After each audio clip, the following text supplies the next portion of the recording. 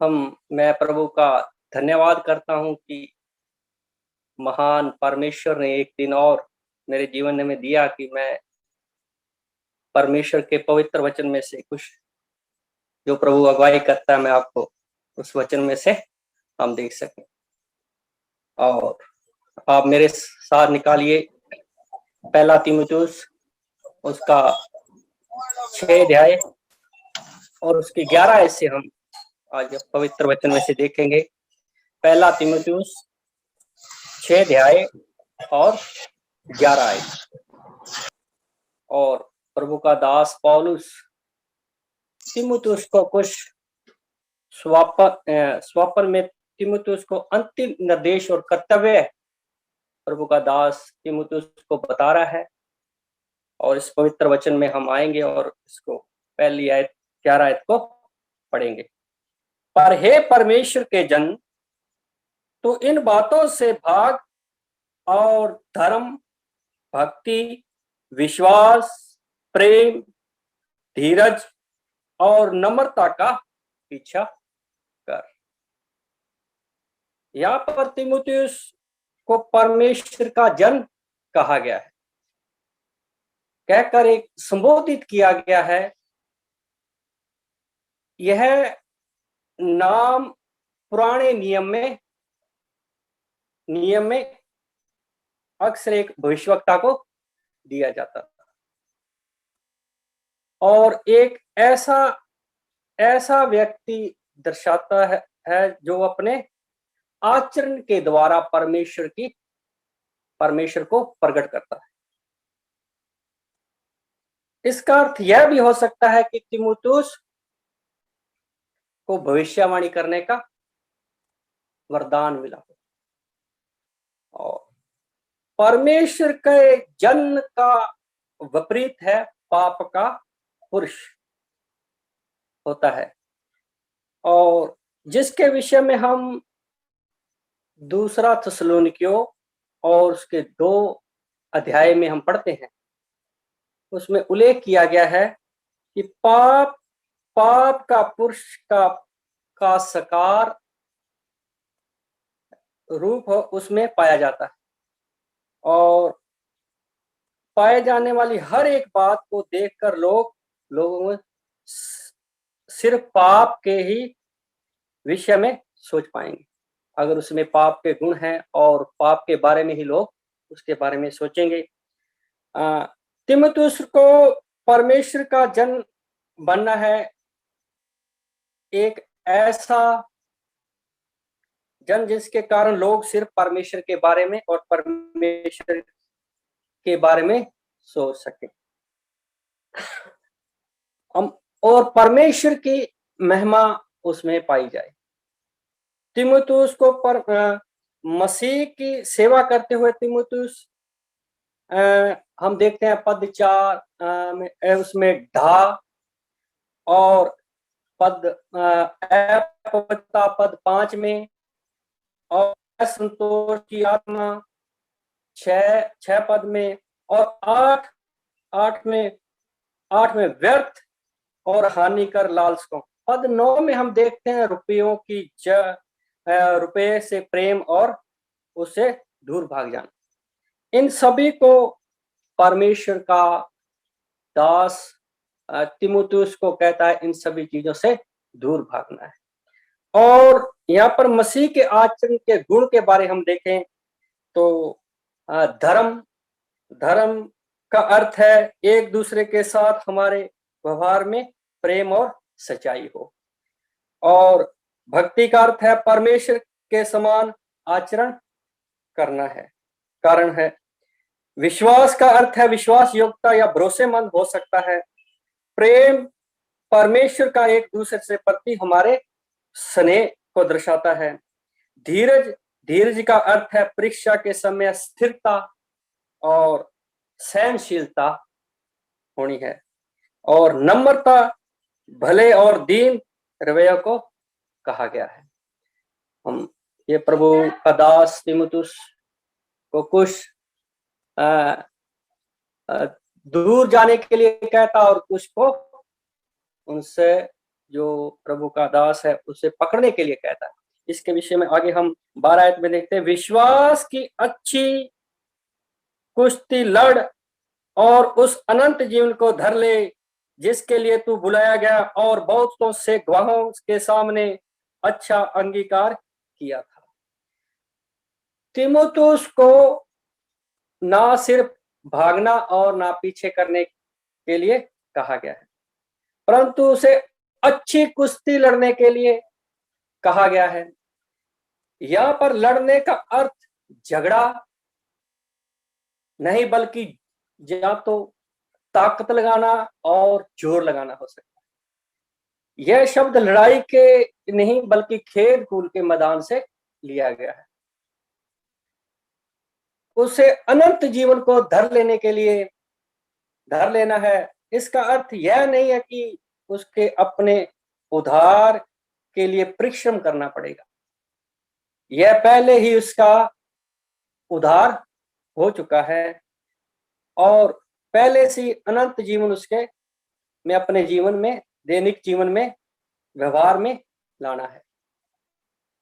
तीमुथियुस को उसके मन फिराव के समय से अंत के जीवन के लिए बुलाया गया है। साथ ही बहुत से गवाहों के सामने अच्छा अंगीकार किया।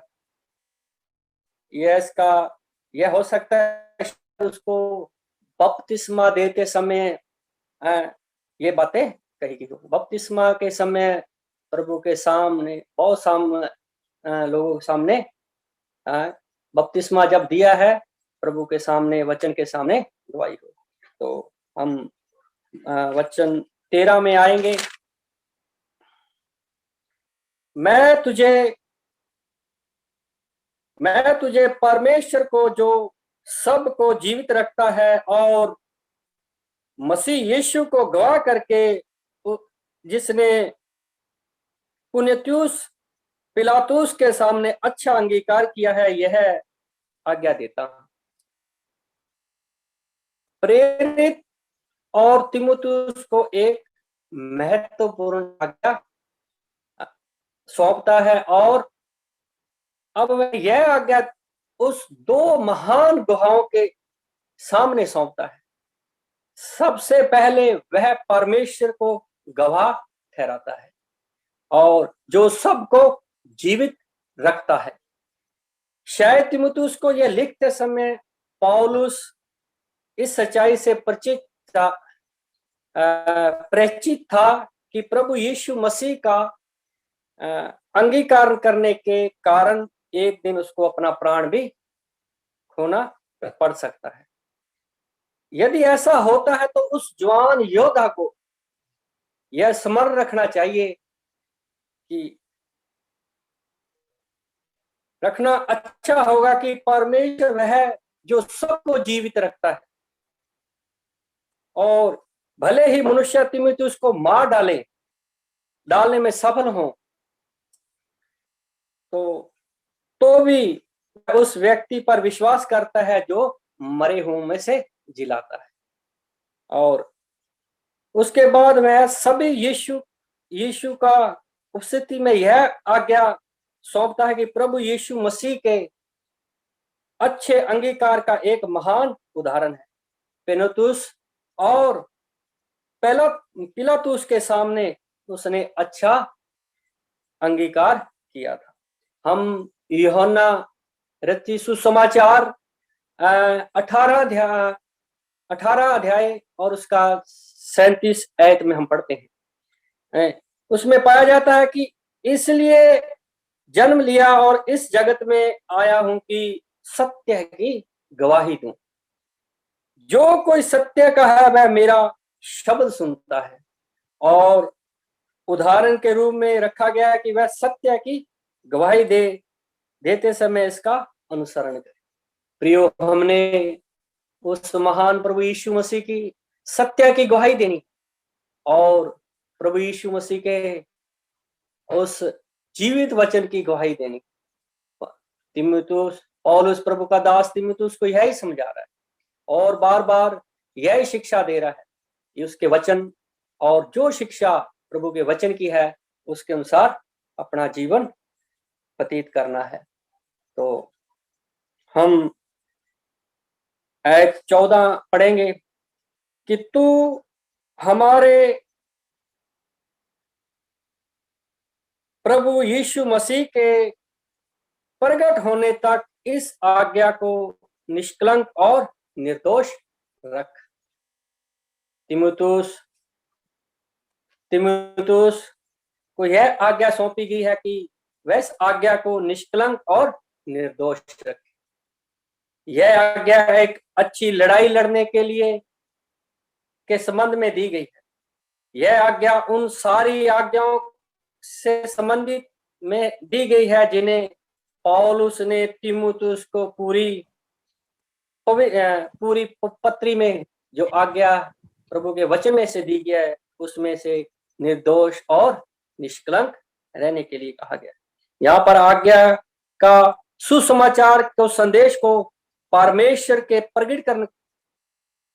प्रगटीकरण को कहा गया है जो उसके वचन में दिया गया है। हम ऐसा मानते हैं कि यह आज्ञा मसीह विश्वास की सच्चाई को कायम रखने की आज्ञा है और निष्कलंक और निर्दोष आज्ञा को मानते हैं। बनाए रखने के लिए तिमुथियुस को एक ऐसी गवाही कायम रखना है जो निष्कलंक और निर्दोष और जिसकी निंदा ना की जाए। और नए नियम ने हमारे प्रभु यीशु मसीह के बारे में प्रति विश्वास योग्यता के प्रतिफल मसीह के न्याय सिंहासन के सामने दिया जाएगा। ये प्रतिफल उस समय प्रकट किया जाएंगे जब प्रभु यीशु मसीह इस पृथ्वी पर अपना राज्य स्थापित करने को लौटेगा। प्रियो, हमें महान प्रभु यीशु मसीह में हमारे प्रभु यीशु मसीह के प्रकट होने तक इस आज्ञा को निष्कलंक और निर्दोष रखना है।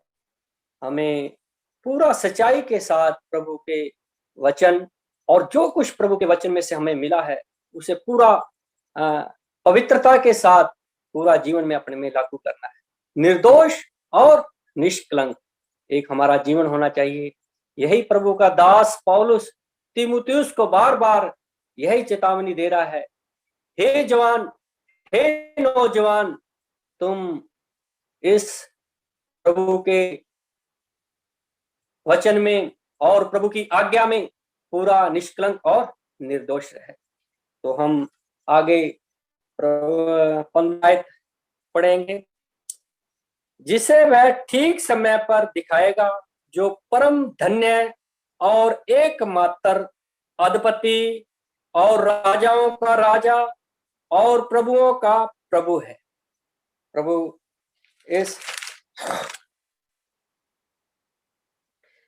इस बात को लेकर एक मत नहीं है। इस पद में और अगले पद में पाए जाने वाले सर्वनाम परमेश्वर पिता पर लागू होता है या फिर हमारे प्रभु यीशु मसीह पर लागू होता है। हम 15 आयत में यीशु मसीह पर लागू होता है। हम इसके संबंध में क्योंकि प्रकाशित वाक्य 17 अध्याय और उसकी 14 आयत में के अनुसार हम उसमें पढ़ते हैं कि वो राजाओं का राजा और प्रभुओं को प्रभु है। ये आयत हमारे प्रभु यीशु मसीह पर लागू होती है। ऐसा लगता है कि 16 आयत में हमारे परमेश्वर पिता पर लागू होती है। चाहे जो भी हो, सही हो, ऐसा लगा 15 आयत का अर्थ जब प्रभु यीशु मसीह पृथ्वी पर राज्य करने के लिए और वापस आएगा तो मनुष्य यह जान लेंगे कि परम धन्य और अधिपति कौन है। और उसके प्रकट होने पर यह बात सामने सामने आ जाएगी कि सच्चा राजा कौन है। और जिस समय पौल ने तीमुथियुस पत्री लिखी, उस समय पर प्रभु यीशु मसीह ठुकराया हुआ था और आज भी ठुकराया हुआ है। परंतु वह दिन आने वाला है जब यह स्पष्ट रूप से दिन दिखाया जाएगा कि वह सब राज्य करने वालों के ऊपर राजा है और सबका प्रभु है, और जो प्रभुता के रूप में प्रभुता करते हैं उन पर हमारा प्रभु यीशु मसीह राजा है। वो सबसे ऊपर राजा है, उसके ऊपर कोई ना तो राजा हुआ है और ना ही कोई हो सकता है, क्योंकि सर्व ज्ञानी, सर्वपरि और सर्वप्रथम प्रभु यीशु मसीह है। प्रियो, एक दिन हमारा प्रभु इन संसार में आएगा और इन संसार के लोगों को जो यीशु मसीह को ठुकराया है वो अपनी आंखों से देखेंगे, उस उद्धारकर्ता प्रभु यीशु मसीह को देखेंगे, और तब वो जान लेंगे कि यीशु मसीह ही परमेश्वर है, वो एक उद्धारकर्ता है। धन्य है प्रभु में वो जिन्होंने आज जीवन उस उद्धारकर्ता यीशु मसीह को अपना स्वामी और एकमात्र सच्चा परमेश्वर स्वीकार करते। और हम धन्य का अर्थ है कि सिर्फ स्तुति के योग्य है, परंतु वह जो स्वयं सारी आशीषों में परिपूर्णता है। प्रभु यीशु मसीह हमारा सारी आशीषों में परिपूर्णता है और उसके पवित्र नाम को धन्य कहते हैं। हम 16 आयत पढ़ेंगे। और अमरता केवल उसी की है, और वह अगम्य ज्योति में रहता है, और ना उसे किसी ने मनुष्य ने देखा है और ना कभी देख सकता है। उसकी प्रतिष्ठा और राज्य युगायुग रहेगा। आमीन। प्रभु यीशु मसीह के पवित्र नाम में धन्य हो। हम धन्य कहते हैं प्रभु, क्योंकि प्रभु यीशु मसीह में अमरता है। और प्रियो, ये अमरता और किसी में नहीं है, क्योंकि एक ही अमर हुआ है और एक ही मृत्यु पर जय पाने वाला है, वो है हमारा प्रभु यीशु मसीह। प्रभु यीशु मसीह के प्रकट होने पर लोग जान लेंगे केवल परमेश्वर में अमरता है, यह मृत्युहीनता पाई जाती है। इसका अर्थ यह है कि केवल उसी के मूल स्वाभाविक रूप में विशेषताएं पाई जाती, और स्वर्गदूतों की अमरता उन्हें परमेश्वर के द्वारा प्रदान की गई है, और पुनरुत्थान के समय विश्वासियों की अमरता की देह प्रदान की जाएगी। हम पहला कुरिन्थियों और उसका 15 अध्याय और उसको 53 और 54 आयत में पढ़ते हैं। प्रभु यीशु मसीह ने स्पष्ट आयत में है, और परमेश्वर ने एक जयवंत उस आयत में कहा है, परंतु परमेश्वर अपने आप को अमरता में रखता है। सिर्फ प्रभु यीशु मसीह ही अपने आप को अमरता में रखता है। वो महान है, मृत्यु पर जय पाने वाला हमारा प्रभु है, और मुर्दों में से जी उठने वाला प्रभु। परमेश्वर अगम्य ज्योति में रहने वाला भी कहा गया है। उसे यह चमकदार तेज और महिमा के विषय में कहा गया है, जो परमेश्वर के सिंहासन के चारों ओर पाई जाती है। मनुष्य प्राकृतिक अवस्था में इस वैभव के आगे भाप के समान उड़ जाएगा, उसके सामने कोई खड़ा नहीं रह सकता, क्योंकि हमारे महान परमेश्वर की ऐसी शक्ति है। और केवल वे ही जो उसे ग्रहण किए गए हैं और उस प्रिय जाने गए हैं, वो उस अविनाशी परमेश्वर को तक पहुंचेंगे। जिसने हमारे प्रभु यीशु मसीह को, उसके पवित्र प्रेम को समझ लिया, उसकी पवित्रता में आ गए और अपना जीवन पवित्रता के साथ बिताया है, उस प्रिय को, उस महान परमेश्वर प्रभु यीशु मसीह को एक दिन अविनाशी दशा में उसे देखेंगे और परमेश्वर को उसके सारे अस्तित्व में ना तो प्रियो किसी ने आज तक देखा है और ना ही कोई देख सकता है, क्योंकि हमारा परमेश्वर अगम्य ज्योति में विराज, हमारा परमेश्वर स्वर्ग और पृथ्वी का मालिक है, हमारा परमेश्वर सारी सृष्टि का उद्धारकर्ता और मालिक है। और उस परमेश्वर को हम कभी भी नहीं देख सकते, लेकिन हम उद्धारकर्ता प्रभु यीशु मसीह के और उस पर विश्वास करने के द्वारा हमारे प्रभु यीशु मसीह के सामने एक दिन हम उसके सन्मुख होंगे और उसके पवित्र नाम को धन्य कहेंगे और उसके पवित्र नाम की जय जयकार करेंगे। ये सौभाग्य हमारे प्रभु यीशु मसीह के द्वारा ही हमें मिल सकता है। तो प्रियो, हमारे प्रभु को और महान परमेश्वर को ना तो कोई देख सकता है और ना ही देखेगा। और हम इसके एक आयत और पढ़ के मैं समाप्त करूंगा, इसका 20 पढ़ के। हे तीमुथियुस, इस द्रोह की रखवाली कर और जिस ज्ञान को ज्ञान कहना ही है, उस अशुद्ध बकवाद और विरोध की बातों से परे रहे। प्रियो,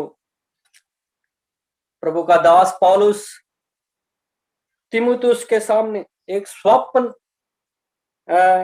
शिक्षाओं को रखता है और वह तीमुथियुस को प्रोत्साहित कर रहा है कि जो कुछ महान परमेश्वर प्रभु यीशु मसीह ने आपको तीमुथियुस सौंपा है, उसकी रखवाली कर।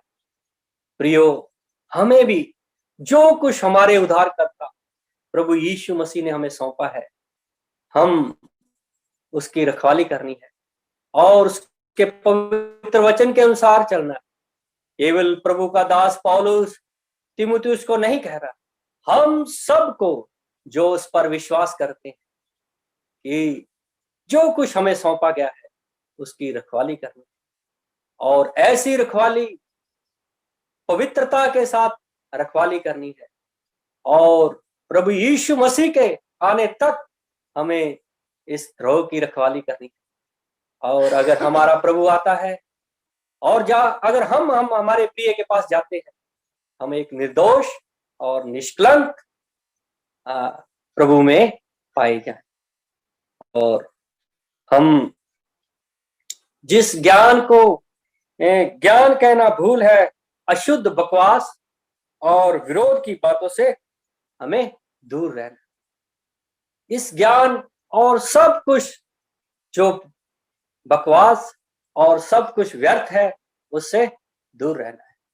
मैं परमेश्वर का धन्यवाद करता हूं कि प्रभु ने मुझे इस लायक बनाया कि मैं आपको परमेश्वर का पवित्र वचन इस तीमुथियुस की पोथी में से जो मुझे प्रभु ने समय दिया है, मुझे आप तक पहुंचाया है। प्रभु, मेरा टाइम समाप्त होया। सभी बहन भाइयों को जय मसीह।